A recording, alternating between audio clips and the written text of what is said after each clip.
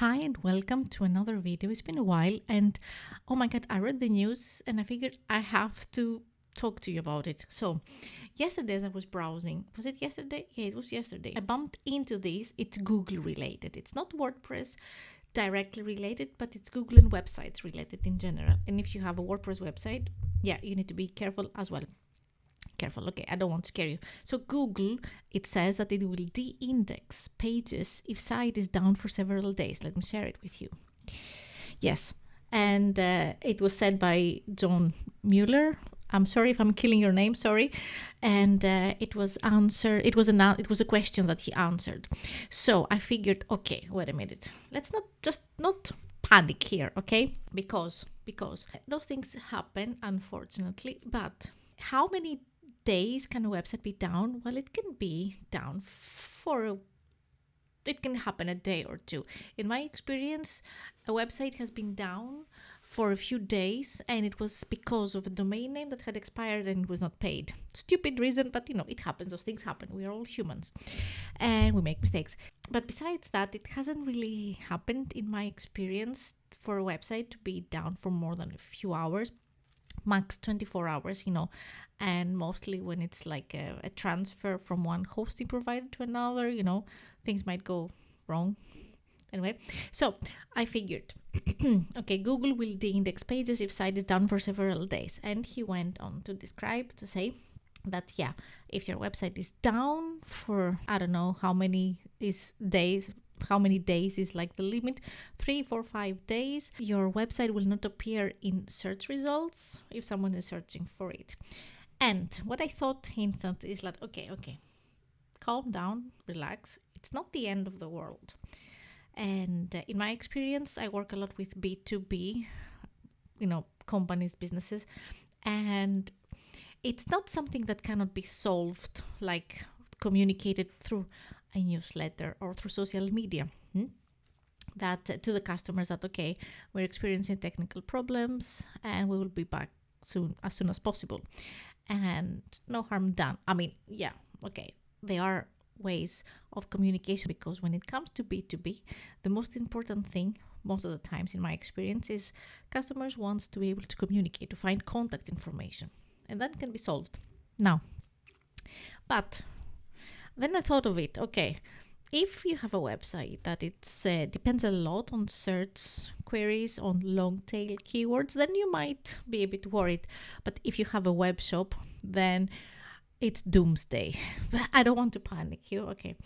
But because if you have a web shop and if you get de-indexed, well, first of all, if you have a downtime, if you experience downtime, you're losing money, right?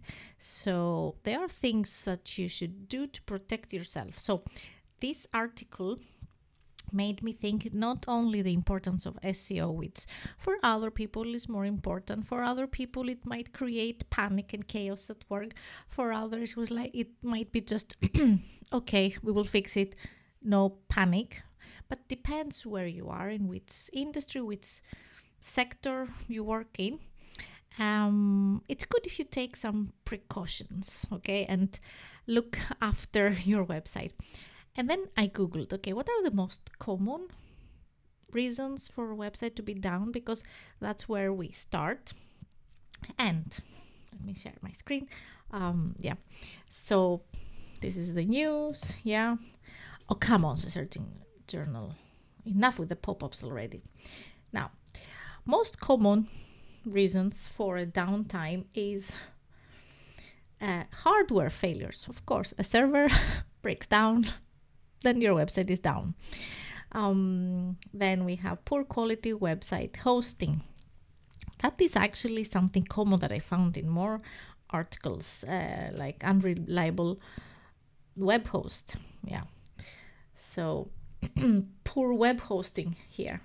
So make sure that you have web hosting, that it is reliable, especially if you have like a web shop, or if you have a website that depends a lot, that it's your business and you depend a lot in traffic, in searches, in people finding you through searches. Then don't be cheap. Just invest in a good hosting provider and have a backup plan. I don't know. I guess if you have a big web shop, Well, first, what you can do, I will give a shout out to my friend George. You will contact George.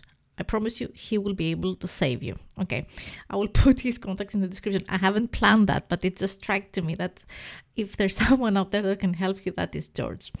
So first, you call George, and he will do the rest. But you need solid web hosting, yeah. And if you have a big web shop, then I guess you need a backup hosting. I don't know, something.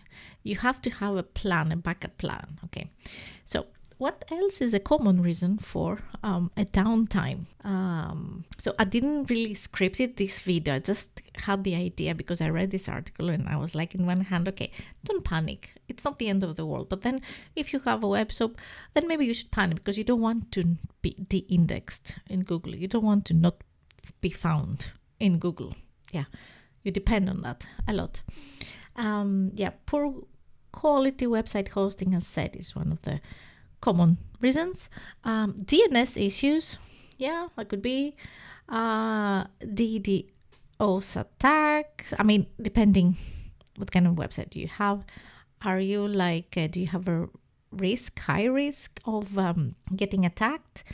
Or maybe your web server, your web hosting will get attacked. Will that affect you? You know? What else does it say here? Malicious hackers. Yeah, someone will hack your website. CMS issues, that's where WordPress comes. Not only WordPress, but other CMS. And that's also very important. Make sure you do your updates. You have to do your updates. If you cannot do it every day, like I am, well, mostly every day, yeah. Once a week, at the very least once a month, you have to do the updates of your website, regardless what CMS you have. I mean, you have WordPress, but other CMSs, they also have updates. Do those updates because that makes sure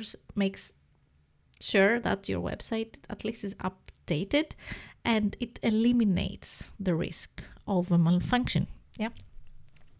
What else? Lapses in maintenance. Yeah, that goes together with updates.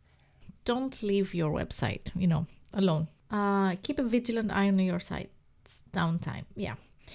Because if we go back to the article, what he says here, it also says for an outage of maybe a day or so, using a 503 result code is a great way to tell us that we should check back. So make sure you forward this information to your IT department or someone that is taking care of your website so that they know that. And I don't know how easy or hard it is to do that on the spot, but yeah. But after a couple of days, a couple is 2. Like when we say a couple, it's usually 2 days. So after 2 days, we think this is a permanent result code and we will think your pages are just gone and we will drop them from the index. That's kind of short time. So if your website is down for 2 days, Google will drop your pages. They will drop from the index and then the pages come back. We will crawl them again and we will try to index them again. But it's essentially during that time that we will probably drop a lot of the pages from the website, from our index. Well, yeah, I guess because in the eyes of Google, this website doesn't exist. Yeah. So you get the point. So don't panic, but have a backup plan. And if it happens that your website is down and it's your hosting provider's problem and you don't know how soon they will fix it, and if you have a web shop with a heavy traffic website or a website with a lot of traffic that depends a lot, your business depends a lot on traffic searches, even if it's not a web shop. Maybe you have a big food recipe website and you depend on searches and advertisements, those things. Take your website and go to another hosting provider as soon as possible because you cannot wait. And this is just like guesses that I make. I haven't had personally so far, knock on wood, whatever, the experience of having a website down that would cost money, because then you have to think, if my website is down, first of all, it is costing you money if you're not be able to sell if you have a web shop. And on top of that, you have Google not remembering your website after you have fixed the issue. Then things might get a bit, tricky. So make sure that you have a backup plan, a way to resolve it as soon as possible, and also be proactive and take measures. Go to a solid web hosting. I think I would say that the main reason is that, like, one good way to protect yourself is updates on your website and a good hosting provider, and have good passwords on your website. You don't want to be attacked, hacked, whatever. Strong passwords, not admin, not admin 1 2 3 4 5. No, just no. Get a password manager and have good, strong passwords. Yeah. Okay. Good luck. I hope it won't happen to you, but if it does, make sure to fix it as soon as possible. So thank you for watching this short SEO and other stuff related video. Don't panic. See you around on the interwebs. Bye bye.